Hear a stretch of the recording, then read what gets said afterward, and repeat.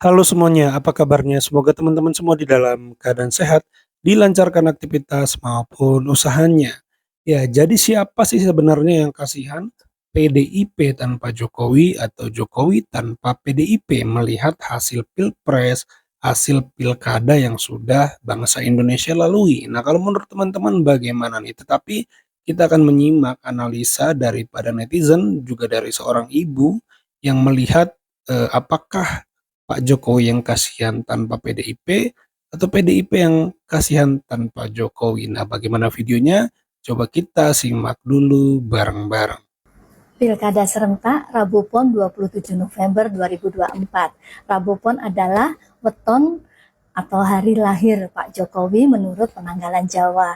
Dan kemarin pada saat hari kelahirannya, Pak Jokowi yang saat ini non-partai telah membuktikan diri sebagai sosok dengan kekuatan melebihi partai politik apapun yang ada di Indonesia.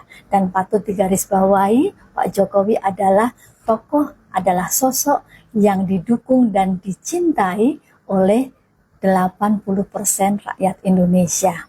Ya, kemarin ya tahun ini ya, bukan hanya kemarin, tahun ini Pak Jokowi telah mengukir sejarah dengan menumbangkan kekuatan serta arogansi banteng. Ya, tidak hanya di kandang sendiri tapi juga di kantong-kantong potensialnya. Ya, kita lihat kemarin pada saat Pilpres, Pak Jokowi berhasil merontokkan banteng yang menjadikan banteng berada di posisi buncit 16% saja. Dan kemarin di Pilkada tambah diluluh lantakkan.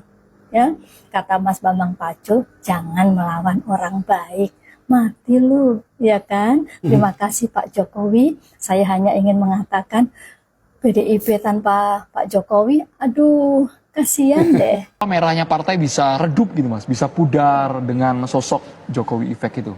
Faktor Di kandang endorsementnya banteng besar kan sekali bukan, loh Mas ya. Dan bukan sebenarnya suatu basis wilayah yang main-main ini Betul. Mas. Dan pertama memang ini kali pertama PD Perjuangan dalam era pilkada gubernur di Jawa Timur, Jawa Tengah itu kalah. Sebelumnya selalu menang. Itu dia. Jadi siapapun calon yang diusung oleh PD Perjuangan di Jawa Tengah pasti menang. Misalnya Pak Bibit diusung oleh PD Perjuangan menang. Di periode kedua Pak Bibit itu diusunglah namanya Ganjar Pranowo oleh PD Perjuangan. Waktu itu elektabilitasnya ya? di bawah. Tapi mengejar karena kekuatan partai. Partai. Gitu. Dan akhirnya menang dua kali ya Pak Ganjar Pranowo 2013-2018. Jadi ini pengalaman pertama PD Perjuangan mengusung calon gubernur yang kalah. Kemudian tetapi bukan pengalaman pertama buat PD Perjuangan menghadapi kekalahan melawan Pak Jokowi 2024 kemarin. Ya.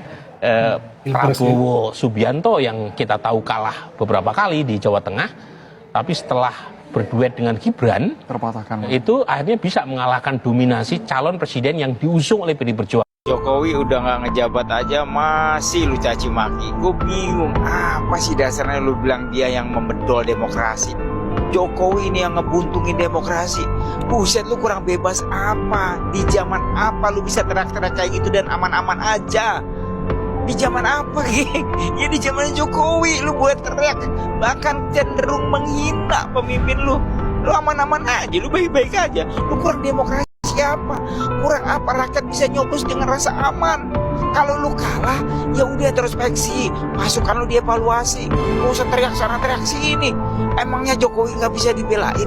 Nah kalau ada yang belain, ntar lu bilang gua nih cair, ternak, apalagi kemarin tuh dibilang ceboker. Buset. Kalau gua ceboker Jokowi lu mau apa? Ah? Jawa Tengah itu pada marah sekarang ini, termasuk saya lah ya, karena narasi yang berkembang. Jawa Tengah itu Andika kalah karena rakyatnya miskin, makanya gampang sekali diperdaya oleh Jokowi, oleh Mulyono. Sementara kalau Jakarta itu pinter, gitu. Gimana, Bung? Itu kebalikan Sylvester melihat. Mas Sahal, karena saya juga kemarin turun ya di Jawa Tengah ya, turun di Jawa Tengah di beberapa daerah lah, Boyolali, Solo dan sebagainya. Dan yang saya lihat masyarakat Jawa Tengah kali ini sangat pintar. Oh. Karena mereka nggak mau lagi ya kan mewarisi kayak kalau nggak salah itu Jawa Tengah salah satu provinsi yang termasuk termiskin ya. Iya. Itu yang ngomong kan Trimedia dulu kan pernah. Trimedia Iya, Panjaitan. maksudnya waktu itu kan konteksnya PDIP belum Nggak mau Ganjar. belum nyalonin Ganjar. Nggak mau Ganjar. Nggak mau Ganjar, ya kan. Terus Trimedia nyerang. Terus upah minimum provinsi juga salah satu yang terkecil lah di Indonesia. Terus banyak hal ya. Saya juga teman-teman itu kan pada yang di Jawa Tengah itu masalah kesehatan, masalah pendidikan yang menurut mereka nggak tersedia dengan baik. Fasilitasnya juga minim, ya kan. Belum lagi jalan-jalan di Jawa Tengah loh ini. Ini bukan di Papua atau NTT, ini Jawa Tengah yang di Jawa gitu loh. Jadi Saya orang Jepara, jadi saya ya, tahu. tahu kan Mas, benar kan Mas? Saya kalau dari Semarang ke Jepara itu jalanannya dari dulu begitu aja itu. Iya, jadi ini memang lah kalau netizen ini kan dia ini kan nggak tahu apa-apa, dia hanya asal ngomong gitu loh. Dia nggak melihat data gitu loh. Dia nggak survei, nggak pernah maksudnya nggak pernah. Jadi gini Mas, seperti orang Jakarta yang lebih mengetahui Papua, dia lebih pintar ngomong Papua daripada kayak kami ini atau saya sering punya usaha di Papua, terus teman-teman Papua gitu loh. Jadi nggak aneh, tapi kalau itu kan sebenarnya terbantahkan dengan sendirinya bahwa kali ini orang Jawa Tengah pintar, hebat, sangat smart gitu loh.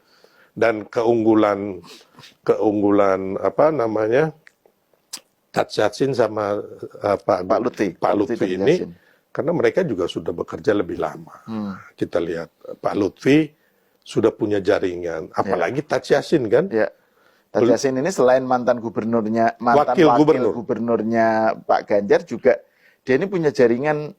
Ini putranya Kiai Maimun Zubair. Ya, yang Sarang, pesantren Sarang itu sangat disegani ya, dihormati. Itu Harvardnya pesantren di Jawa Tengah. Iya, Bung. Jadi punya alumni yang tersebar di Jawa Tengah, Jawa Timur ya. Iya. Networknya kuat dan itu betul-betul Tat Yassin ini premium lah, Gus level premium. Ya, jadi gini Mas. Jadi itu kan penting. Yang saya bilang tadi kenapa Jakarta beda ya, Mas Pram lebih unggul ya. Karena memang kalau di Jawa Tengah itu saya tahu persis, saya juga ikut turun ya kan, teman-teman juga benar-benar kerjanya sama seperti kayak Pilpres. Kita masuk ke kandang banteng, kandang merah itu, ya kan. Kita jadikan kandang gemoy kan. Jadi Kandang banteng dijadikan kandang gemoy ya teman-teman, kata Bung Silvester, ya menarik ya, menarik. Di wilayah-wilayah yang sebelumnya Pak Ahmad Lutfi kurang, dia datang gitu. Dan kemudian ada survei lagi selisihnya udah signifikan. Jadi udah efeknya 7%. turun gunungnya Pak Jokowi di Jawa Tengah, ya kan, sebagai tokoh dan kemudian juga mantan presiden sangat signifikan. Pertama adalah efek Presiden Jokowi. Iya. Approval rating Pak Jokowi sewaktu beliau menjadi presiden itu tertinggi kedua adalah Jawa Tengah. Yang pertama NTT. 95% orang NTT puas sama Pak Jokowi. Di Jawa Tengah itu mencapai 89 sampai 90%. Jokowi ini justru ya pengaruhnya itu melebihi partai-partai politik. Ya itu ya teman-teman, fakta yang harus diterima bahwa Pak Jokowi masih punya pengaruh yang besar ya teman-teman, karena ketokohan, karena citra diri, karena branding, dan karena kinerja tentunya, karena ini demokrasi dan masyarakat punya persepsinya masing-masing tentu, dan masih menganggap gitu ya pilihan Pak Jokowi penting, sehingga dalam kasus pilkada yang didukung Pak Jokowi menang, dan itulah demokrasi ya teman-teman. Pak Jokowi pandai, dia dekat dengan rakyat sehingga rakyat senang lah kepada kepemimpinannya dan kinerjanya, dan itu faktor yang membuat Pak Jokowi sampai sekarang masih dipertimbangkan endorse-nya. Itu yang terjadi ya teman-teman. Kalau menurut teman-teman bagaimana? Coba tulis di kolom komentar. Itu saja video kali ini. Terima kasih yang sudah menyimak sampai selesai. Sampai jumpa di video saya selanjutnya.